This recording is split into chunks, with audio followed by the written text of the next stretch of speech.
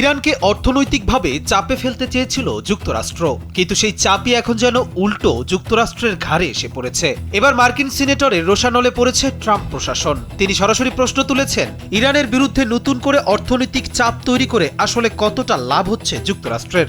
এমন তথ্য উঠে এসেছে মিডল ইস্ট আইয়ের এক প্রতিবেদনে। সামাজিক যোগাযোগ মাধ্যমে এক্সে দেয়া একাধিক পোস্টে মার্কিন সিনেটর ক্রিস মার্ফি বলেন, ট্রাম্প প্রশাসনের ঘোষিত ডি-ডে আসলে পরিস্থিতি আড়াল করার মরিয়া চেষ্টা। ডি-ডে আসলে হতাশাজনক একটি লোক দেখানো পদক্ষেপ উল্লেখ করে তিনি দাবি করেন, ইরান যুদ্ধ জিতছে, ট্রাম্প হারছেন এবং এর বড় মূল্য দিতে হচ্ছে সাধারণ মার্কিন নাগরিকদের।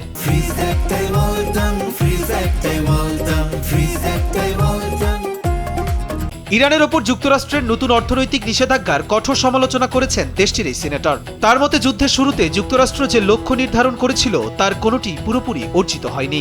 কৌশলগতভাবে গুরুত্বপূর্ণ হরমুজ প্রণালীতেও ইরানের প্রভাব রয়ে গেছে।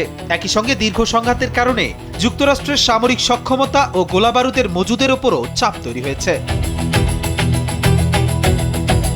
অন্যদিকে ওয়াশিংটনের নতুন নিষেধাজ্ঞার জবাবে পাল্টা হুমকি দিয়েছে তেহরান। ইরানের সাবেক রেভলিউশনারি গার্ডসের প্রধান মোহসেন রেজাই বলেছেন, অর্থনৈতিক যুদ্ধ চলতে থাকলে হরমুজ প্রণালী বা পারস্য উপসাগর দিয়ে এক ফোঁটা তেলও রপ্তানি হতে দেওয়া হবে না। আর এখানেই তৈরি হচ্ছে বড় শঙ্কা। শুধু হরমুজ প্রণালী নয়, উপসাগরীয় দেশগুলোর তেল ও গ্যাস স্থাপনায় হামলার আশঙ্কা রয়েছে। পাশাপাশি ইয়েমেনে ইরানের মিত্র গোষ্ঠীর মাধ্যমে লোহিত সাগরে জাহাজ চলাচলে চাপ বাড়তে পারে। ফলে মধ্যপ্রাচ্যের এই উত্তেজনার প্রভাব শেষ পর্যন্ত গিয়ে পড়তে পারে বিশ্ববাজার ও সাধারণ মানুষের জীবনযাত্রার খরচে।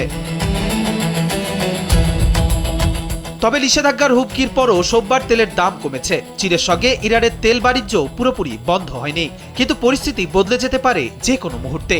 ইরান যদি হরমুজে তেলবাহী জাহাজ চলাচল আরও সীমিত করে কিংবা তেল সরবরাহে বড় ধরনের বাধা সৃষ্টি করে, তাহলে বিশ্ববাজারে তেলের দাম আবারও দ্রুত বাড়তে পারে। ইরানের বিরুদ্ধে নতুন করে কঠোর অর্থনৈতিক চাপ প্রয়োগের ঘোষণা দিয়েছে যুক্তরাষ্ট্র।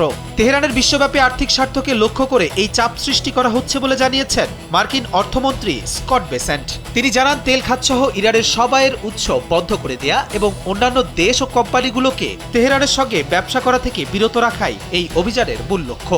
সব মিলিয়ে ইরানকে চাপে ফেলতে গিয়ে যুক্তরাষ্ট্রের সেই চাপই এখন উল্টো নিজের ঘাড়ে এসে পড়ার শঙ্কা তৈরি করেছে। নিষেধাজ্ঞা, পাল্টা হুমকি আর হরমুজ প্রণালীকে ঘিরে এই টানাপোড়েন শেষ পর্যন্ত কার জন্য বেশি ক্ষতির কারণ হবে, সেটি এখন বড় প্রশ্ন। কবির চৌধুরী, জয়, কালবেলা।